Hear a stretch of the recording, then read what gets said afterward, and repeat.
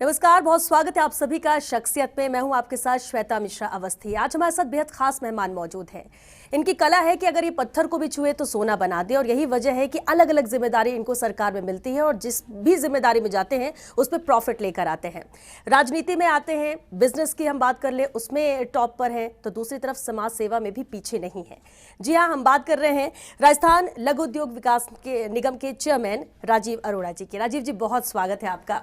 धन्यवाद। सबसे पहला सवाल तो यही कि राजनीति में आना बाय चांस था या बाय चॉइस? बाय चॉइस, क्योंकि मैं विश्वविद्यालय में पढ़ता था, कॉलेज में पढ़ता था, तब से राजनीति में हूँ। राजस्थान कॉलेज का जनरल सेक्रेटरी रहा और युवक कांग्रेस ज्वाइन करी मैंने, और विश्वविद्यालय युवक कांग्रेस के अध्यक्ष 1972 में बना। और उसके बाद जब NSUI शुरू हुई तो उसका मैं संस्थापक सदस्य बना, और हमारे पहले अध्यक्ष अशोक गहलोत जी बने, जो आज राजस्थान के यशस्वी मुख्यमंत्री हैं। उनके साथ मुझे लंबे समय तक NSUI में काम करने का मौका मिला, उनके सेक्रेटरी की तरह। और जब तक वो NSUI में रहे तब तक मैं उनके संग पद पे रहा, और उसके बाद वापस मैं यूथ कांग्रेस और कांग्रेस में महत्वपूर्ण जिम्मेदारियाँ मिली। अभी मैं ऑल इंडिया प्रोफेशनल्स कांग्रेस का राष्ट्रीय कोषाध्यक्ष हूँ, और जो उसका वेस्ट जोन है उसका मैं इंचार्ज हूँ, जिसमें राजस्थान, गुजरात, महाराष्ट्र, मध्य प्रदेश, दादरा नगर हवेली ये उसमें आता है। सरकार ने आपको MSME की जिम्मेदारी देखकर एक बड़ा विश्वास आप पर जताया है। कैसी चुनौती आप देखते हैं? देखिए, एक तो मैं कांग्रेस का जो हमारा शीर्ष नेतृत्व है उसको धन्यवाद देना चाहता हूँ कि उन्होंने मुझे इस काम के लिए चुना जो कि मेरे दिल के बहुत नज़दीक है, और मुख्यमंत्री जी ने एक विश्वास जताया है। मैं वो 3 बार मुख्यमंत्री बने राजस्थान के, तीनों बार मेरे को उनके साथ नज़दीकी से काम करने का मौका मिला। आपको पता है कि उनके पहले कैरियर में मैं राजस्थान पर्यटन विकास निगम और राजस्थान होटल्स कॉरपोरेशन 2 का चेयरमैन था। और उसके बाद सेकंड टर्म में राजस्थान फाउंडेशन, जो प्रवासी राजस्थानियों के लिए काम करती है, उसकी जिम्मेदारी दी गई। अब ये लघु उद्योग का जो काम है, ये राजस्थान की कारीगरी से, राजस्थान के हस्तशिल्प से, राजस्थान के हुनर से जुड़ा हुआ है, और पूरे विश्व के अंदर राजस्थान के कारीगरों की विख्यात है। उनको विश्व मानचित्र पे लेके आना, उनके लिए सुविधा उपलब्ध करानी, उनकी कठिनाइयों को दूर करना, ये काम राजस्थान स्मॉल इंडस्ट्रीज़ कॉरपोरेशन का है और होना चाहिए। एक ऐसा कॉरपोरेशन जो कि पिछले कुछ समय से संघर्ष कर रहा था, और मुझे पूरा विश्वास है कि मैं उसको एक नई ऊंचाइयों पे लेके जाऊंगा, और राजस्थान का ये जो कॉरपोरेशन है, इसका जो पुराना वैभव है उसको हम वापस बरकरार करेंगे। बिल्कुल। MSME की हम बात करते हैं तो देश की GDP में भी 29% इसका योगदान रहा है। रोजगार के लिहाज से भी माना जाए तो बहुत मजबूत जरिया ये है, और साथ ही अगर हम बात करें तो करीब 13 करोड़ लोग जो सीधे तौर से इससे जुड़े हुए। ऐसे में अगर हम राजस्थान की बात करें, राजस्थान की अर्थव्यवस्था को और मजबूत करने के लिए MSME को आप किस नज़रिए से देखते हैं? देखिए, 29% तो भागीदारी रेवेन्यू की वजह से हो सकती है, लेकिन मेरे ख्याल से 60-70% जो रोजगार है औद्योगिक क्षेत्र का, वो स्मॉल इंडस्ट्री से आता है। आप जयपुर के चांदपुर बाज़ार में जाएं, एक मोहल्ले में घुसें, भिंगों के रास्ते में जाएं, खजालवाल के रास्ते में जाएं, लोग मूर्ति बनाते हुए मिलेंगे। खकेरों के रास्ते में जाएं, पीतल पे काम करते हुए मिलेंगे। नीलगिरों के रास्ते में जाएं तो रंगाई का, डाई का काम होता है। पन्नीगिरों के मोहल्ले के अंदर पन्नी बनाने का काम होता है, वर्क बनाने का। तो राजस्थान के कोने कोने में हस्तकला भरी हुई है, और वो असंगठित क्षेत्र में करोड़ों लोगों को रोजगार उपलब्ध कराती है। उनकी समस्याओं को समझने के लिए माननीय मुख्यमंत्री महोदय ने अपने बजट के अंदर भी दस्तकारों के लिए विशेष योजनाएं लेके आए हैं। उनको जो लोन मिलता है उसके ऊपर ब्याज से मुक्ति देने की उन्होंने घोषणा करी है। तो उनका एक बड़े संवेदनशील मुख्यमंत्री हैं। उनका हमेशा सोच रहा है कि आम आदमी को मजबूत करो। और मैं खुद निर्यातक संघ जो है हमारा, फेडरेशन ऑफ राजस्थान एक्सपोर्टर्स का अध्यक्ष हूँ, और मैं चाहता हूँ कि जो हमारा कारीगर है, जो हमारा मैन्युफैक्चरर है, वो खुद निर्यात करे। तो उद्योग विभाग की बड़ी स्कीम चल रही है, निर्यातक बनो, उसके संग उनको जोड़ेंगे। एक नए आयाम की तरफ आप देखेंगे कि राजस्थान का उद्योग जाएगा, राजस्थान का निर्यात जाएगा। और मेरे को बताते हुए खुशी है कि पिछले 1 वर्ष में कोरोना के बाद भी राजस्थान देश का एकमात्र राज्य है जहाँ पे निर्यात बढ़ा है। और जो हमारा उससे पिछले वर्ष का निर्यात था उसको हमने पिछले फरवरी के अंदर ही पूरा कर लिया। तो फरवरी मार्च से जब आंकड़े आएंगे तो मालूम पड़ेगा कि निर्यात तेज़ी से आगे बढ़ रहा है। तो एमएसएमई में लेकिन बैंकों से ऋण लेना या प्रोजेक्ट अप्रूव कराना आज भी बहुत मुश्किल होता है लोगों के लिए। ऐसा क्यों है? इसकी वजह क्या आप मानते हैं और इसके सरलीकरण के लिए क्या कोशिश रहेगी? देखिए, जो बैंक हैं वो केंद्र सरकार की नीतियों से गाइडेड होते हैं। वो समय समय पे योजनाएं लेके आते हैं। बहुत सारी योजनाएं केंद्र सरकार की है जो यूपी के समय में बनी और इस सरकार में भी बनी होंगी। उनका उपयोग, उनका उपभोग आम आदमी कर सके, इसकी एक चैलेंज है। जैसे अभी कोरोना के समय भी बहुत सारे पैकेज घोषणा करी वित्त मंत्री जी ने, लेकिन जब हम उद्यमी से पूछते हैं तो उनको लगता है कि वो खाली बातें, उसका उनको फ़ायदा नहीं मिल पा रहा। तो इसको जागृत करने की आवश्यकता है। तो मैं भी कोशिश करूँगा कि जो लघु उद्योग से जुड़े हुए हमारे दस्तकार हैं, जो हमारे कारीगर हैं, उनके संग हम बैठ के बैंक वालों से बातचीत कराएं और उनको समझाएं कि आपको क्या क्या लाभ उपलब्ध हैं। और बहुत सारे लाभ, उनको ऋण को बदलने का काम राजस्थान सरकार भी करती है, उनको ऋण में छूट देने का काम, उससे भी उनको जुड़ेंगे। डॉक्यूमेंटेशन प्रोसेस को लेकर क्या कहेंगे? क्योंकि ये भी कहीं ना कहीं बहुत सारे ऐसी चीज़ होती है, अलग अलग जगह जाके करना। क्या इसके लेकर भी कोई है कि एक छत के नीचे चीज़ें हो सके और उनके लिए इजी पड़े? राजस्थान के कलाकारों को हम एक मंच देंगे।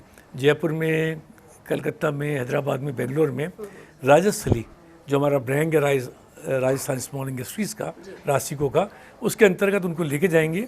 और मैं चाहता हूँ कि जो देश के सर्वश्रेष्ठ लोग हैं, वो चाहे NIT से जुड़े हों, चाहे निफ्ट से जुड़े हों, वो स्किल ट्रेनिंग का काम करें।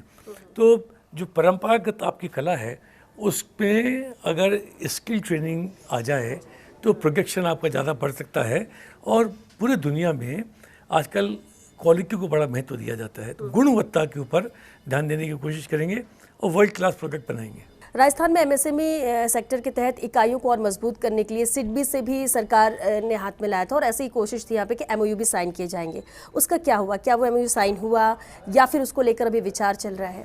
मेरे आने के बाद तो नहीं हुआ जी। मैं पुराने कागज़ देखूंगा, पता करूंगा। लेकिन सिडबी जैसी जो संस्थाएं हैं निश्चित रूप से वो बड़ी उपयोगी हो सकती हैं, क्योंकि वो दस्तकारों को कम दर के ऊपर ऋण देती हैं, तकनीक उपलब्ध कराने में उनका उपयोग हो सकता है। ये मेरे एजेंडे के अंदर है। समय कम मिला है मुझे एज ए चेयरमैन काम करने का, क्योंकि सरकार अभी शायद अगले वर्ष चुनाव होंगे और लेकिन हमको उम्मीद है कि सरकार वापस आएगी, और सरकार वापस आएगी तो ये जो सिलसिला है काम शुरू करने का वो रुकेगा नहीं। क्योंकि आप कोई भी ऐसे नवाचार लेके आते हो उसका लंबे समय तक उसका उपयोग होता है। मैं AKGC में था, उसके बाद आपने देखा पैलेस ऑन व्हील्स पूरी दुनिया के अंदर विख्यात हो गई थी। 100% हमारी बुकिंग होती थी उस समय के अंदर। मैं कोशिश करूँगा कि रासिको को एक नई ऊंचाइयों के ऊपर लेके जाऊँ।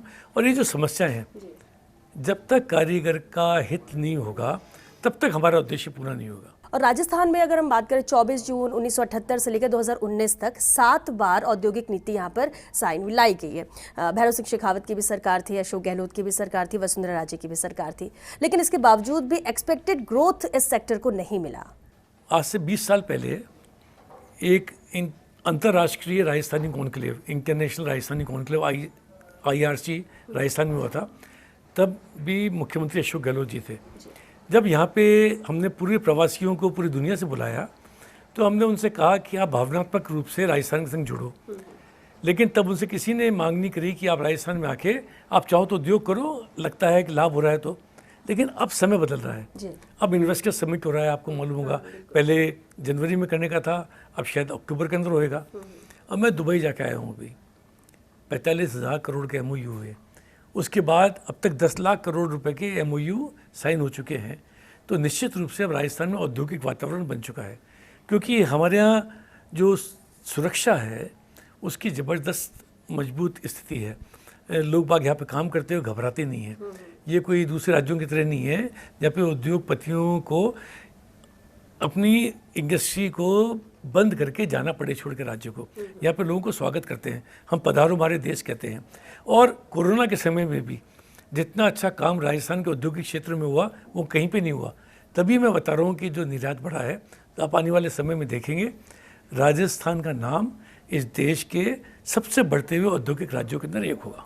इन्वेस्टर्स का इंटरेस्ट पहले से बहुत बढ़ा है राजस्थान को लेकर और लगातार कोशिश भी सरकार की तरफ से होती है। इन्वेस्टर्स समिट भी उसी का एक उदाहरण है कि ज़्यादा से ज़्यादा इन्वेस्टर्स आएँ, माहौल देखें और उसके बाद इन्वेस्ट करें। लेकिन क्या बस एक वजह आपको सुरक्षा लगती है कि राजस्थान पहली पसंद बनता है राज्यों में, या फिर कोई और वजह भी है कि राजस्थान में इंटरेस्ट इन्वेस्टर्स दिखा रहे हैं? और इसका एग्जाम्पल या उदाहरण कह सकते हैं अक्टूबर में जब होगा समिट तो देखने को मिलेगा। देखिए, रिप्स 19 एक नई स्कीम निकली है, राजस्थान इन्वेस्टमेंट प्रमोशन स्कीम।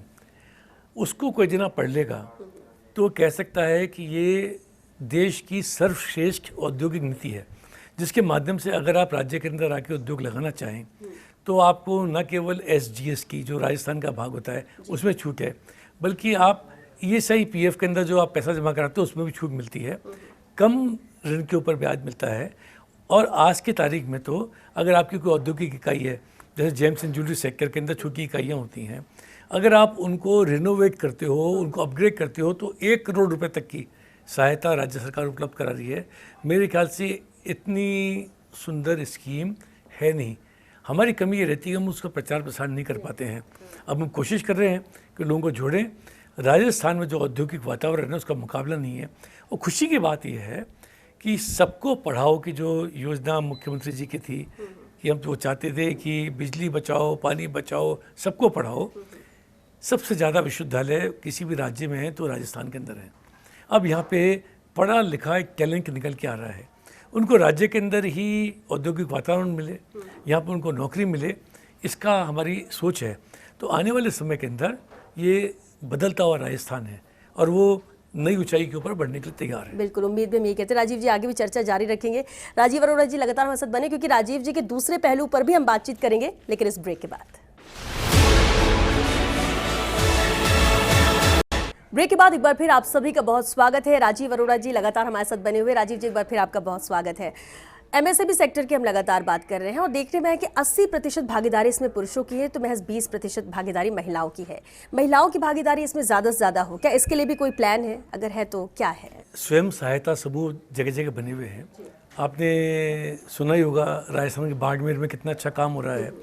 कपड़ों के ऊपर एम्ब्रॉयडरी होती है, उसका कोई मुकाबला नहीं है। महिलाएं पुरुष से ज़्यादा आगे बढ़ के काम कर रही हैं। बड़े चौंकाने वाले आंकड़े आए हैं कि राजस्थान में स्कूल की शिक्षा के अंदर आज की तारीख में लड़कियां ज़्यादा बढ़ गई हैं, लड़कों के मुकाबले ज़्यादा देने जा रहे हैं पढ़ने के लिए। मेरे ख्याल से ये एक बहुत ही सकारात्मक परिवर्तन है। जो हस्तकला का जो काम था, पारंपरिक रूप से परिवार के अंदर ये पुरुष प्रधान में बच्चों को सिखाया जाता था, अपने लड़कियों को सिखाया जाता था, लड़कियों को उसमें नहीं जोड़ा जाता था। लेकिन कढ़ाई बुनाई का, सिलाई का काम है, टेक्सटाइल इंडस्ट्री जितनी भी है उसके अंदर आज की तारीख में 70-80% महिलाएं काम कर रही है। और यहाँ तक कि जवाहरात उद्योग के अंदर भी आजकल 20-25% महिलाएं फैक्ट्रियों के अंदर जाके काम करने लगी हैं। तो आने वाले समय के अंदर ये एक परिवर्तन की श्रृंखला चल रही है। और आपकी बात का ख्याल रख के मैं विशेष कोशिश करूँगा कि राजसिकों के विभिन्न कार्यक्रमों के अंदर, कौशल प्रशिक्षण के अंदर हम महिलाओं को विशेष ध्यान दें। अगर हम बात कर ले, राजनीति में बहुत एक लंबा आपका सफ़र भी रहा है, लेकिन राजनीति के साथ साथ समाज सेवा में भी आपका अमूल्य योगदान है। खासतौर से अगर हम अंगदान की बात करें, इसको बढ़ावा देना, लोगों को मोटिवेट करना, ये सोच कैसे आई, कब आई? जी, मैं शुरू से रचनात्मक कार्यों से जुड़ा हुआ हूँ।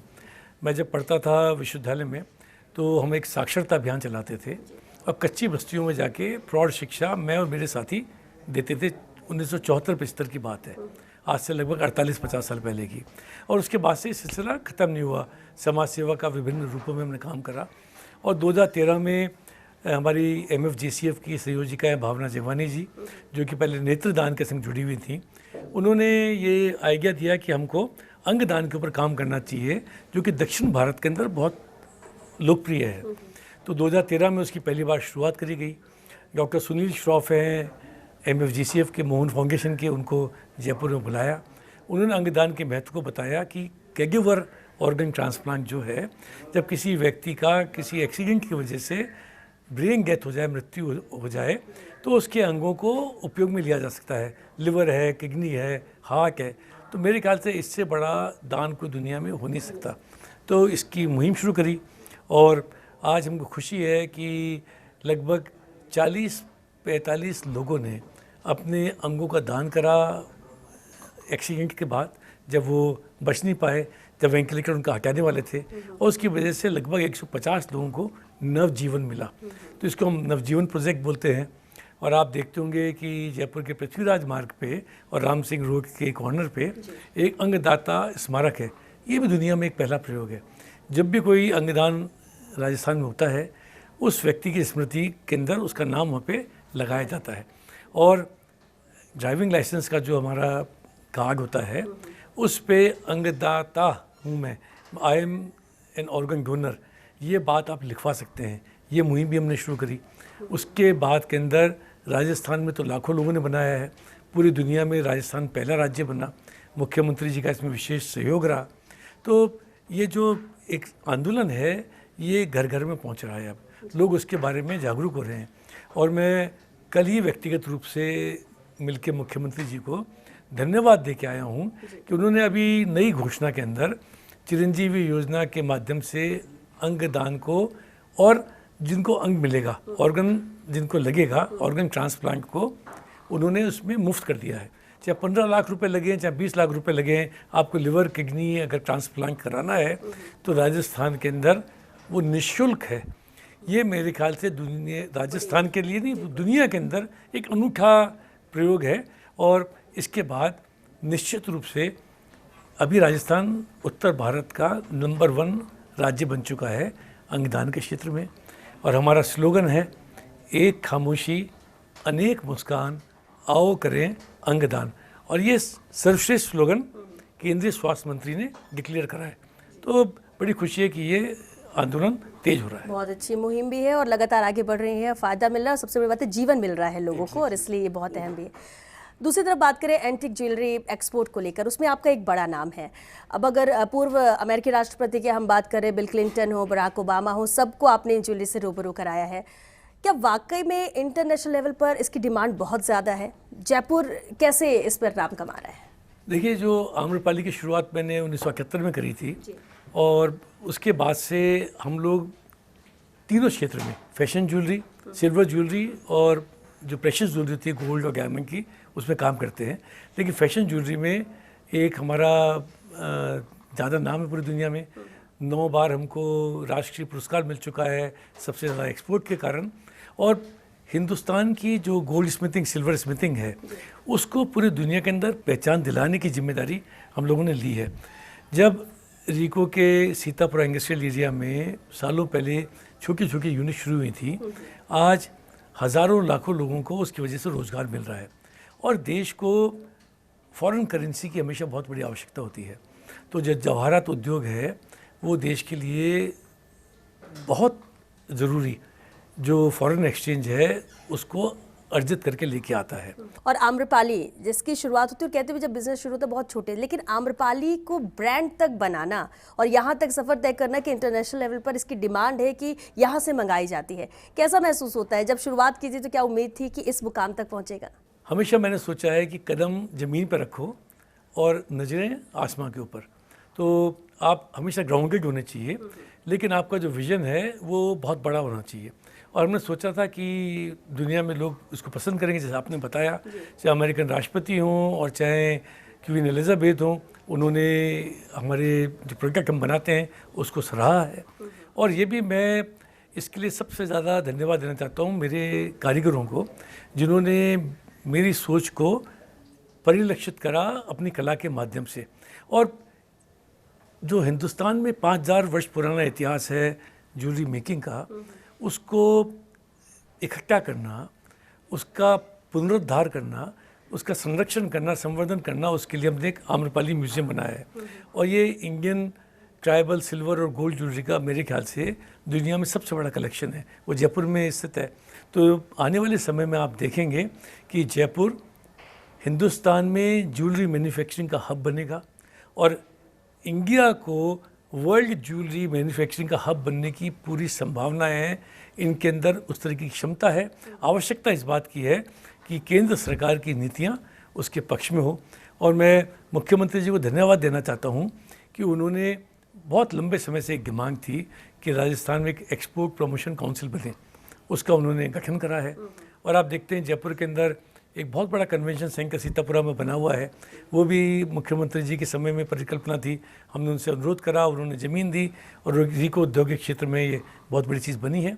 तो ये सब चीज़ें जो हैं ये भी सारे उद्योग कुटीर उद्योग से जुड़े हुए हैं, हाथ के काम से जुड़े हुए हैं। और दुनिया में लोग हिंदुस्तान से सामान इसलिए ख़रीदना चाहते हैं कि ये मशीन मेड नहीं है खाली, इसमें एक हस्तकला का पुट है। सारी चीज़ें ऐसी नहीं होती हैं कि जो एक जैसी लगें, हर जो प्रोडक्ट निकलता है उसमें एक यूनिकनेस होती है। ये हमारा यूएसपी है। कारीगरों या दस्तकारों की हम बात करें, कोविड में की जो मार पड़ी उसमें से ये अभी भी उबर नहीं पाए हैं। उम्मीद बहुत सरकार से भी है। दस्तकारों के लिए भी क्या कोई प्लान है ताकि जो हमारे पास यूनिक चीज़ है वो आगे भी बरकरार रहे और पीढ़ी दर पीढ़ियाँ चलती रहें? मुझे बड़ा संतोष है आपको बताते हुए श्वेता, कोरोना के समय में बड़ा कारीगरों को नुकसान उठाना पड़ा।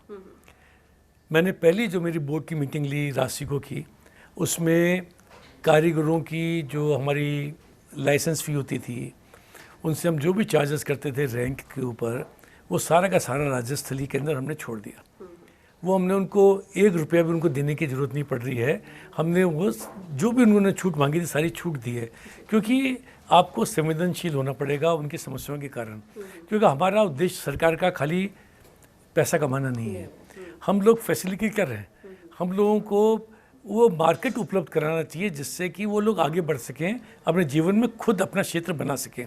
तो राशिको ने तो अपना कदम उठाया है, तो ये जो हमने छूट दी हैं, और मैं उम्मीद करता हूँ कि आने वाले समय में जितना अच्छा कोरोना का मैनेजमेंट, वैक्सीनेशन का मैनेजमेंट यहाँ पे हुआ है हमारे प्रदेश में, आने वाले समय के अंदर अब कोई वेव नहीं आए। और जो 2022 का जो वर्ष है और जब पर्यटन सीज़न शुरू होगा तो एक नई खुशहाली लेके आएगा राजस्थान के इकोनॉमिक विकास के अंदर। आरटीडीसी के चेयरमैन भी आप रहे हैं, पर्यटन उद्योग और एमएसएमई में क्या कोई संबंध आप पाते हैं? दोनों में बहुत विशेष संबंध है। पर्यटन नहीं आएंगे तो कारीगर किसको सामान बेचेंगे? हमारे यहाँ तो 5 बत्ती से लेकर आमेर तक आप जाएं तो हर तीसरी दुकान पर्यटक को सामान बेचती है, चाहे वो विदेशी पर्यटक हो चाहे देसी पर्यटक हो। तो पर्यटक और लघु उद्योग का तो चोली दामन का साथ है। हमेशा इस देश के अंदर हाईएस्ट जो टूरिस्ट सेल का जो अवार्ड है वो जयपुर की कंपनी को मिलता रहा है। तो ये तो बहुत महत्वपूर्ण है कि पर्यटक यहाँ पे आएँ और हमारी कला को सराहें, और जब इस देश से वापस जाएं तो खूबसूरत स्मृति अपने साथ लेके जाएं और कोई कला का एक प्रतीक भी अपने साथ में लेके जाएं जो हमेशा उनके ड्राइंग रूम में रखा हुआ उनको हिंदुस्तान की याद दिलाता रहे। तो उस क्षेत्र में काम कर रहे हैं। सुनील दत्त साहब से आपकी काफ़ी घनिष्ठता रही है, कैसे उन्हें याद करते हैं? मैं सद्भावना के सिपाही हूँ, पूरे देश में जाना जाता है, और इस मूवमेंट के संग मुझे दत्त साहब ने जोड़ा। और वो हमेशा कहा करते थे कि हम क्या बनाने बैठे थे और क्या बना बैठे, हमसे तो जात अच्छी है परिंदों की, कभी मंदिर पे जा बैठे कभी मस्जिद पे जा बैठे। तो मैं उस भाव का आदर करता हूँ। एक के बिना दूसरे का काम चलता नहीं है। तो ये जो सद्भावना का जो संदेश है, जिसके कारण मैंने दत्त साहब के संग पूरे देश की यात्राएं करी, तो उसको मैं बहुत मेरे दिल के नज़दीक है। और उनके समय में मैं नेहरू युवक केंद्र संगठन जो एक बहुत बड़ा ऑर्गेनाइजेशन है उसके केंद्रीय बोर्ड के अंदर रहा। मैं फिल्म सेंसर बोर्ड में मेरे को 2 टर्म रहने का मौका मिला। तो दत्त साहब के संग उनका जुड़ाव, उनका जो व्यापक सोच है, सर्वधर्म संभाव की जो उनकी भावना है, सद्भावना प्रेम शांति के लिए काम करते हैं, और सद्भावना के सिपाही उनके जाने के बाद भी मैंने आज तक चालू रखा।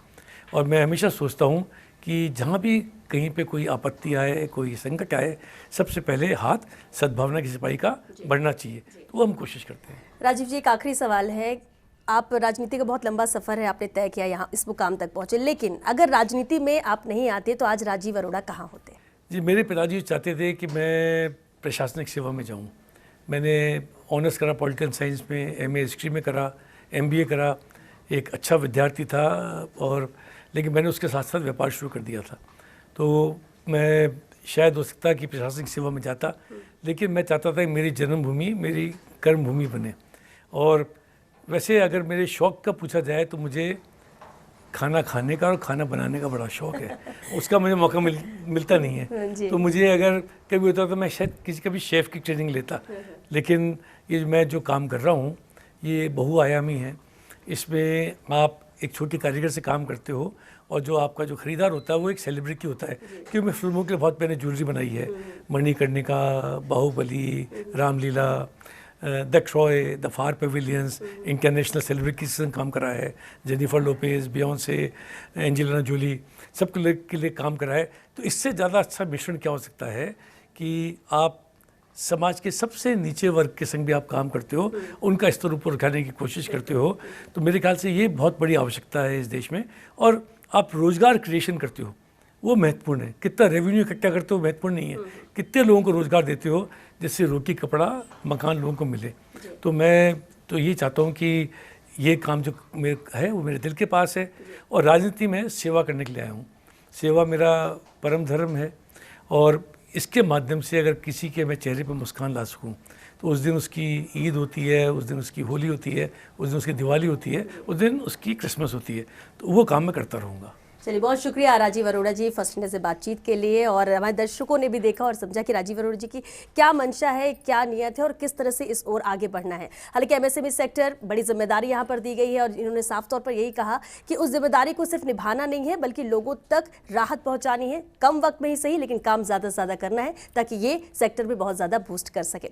चलिए, फिर मुलाकात होगी किसी दूसरी शख्सियत के साथ। दीजिए इजाज़त, नमस्कार।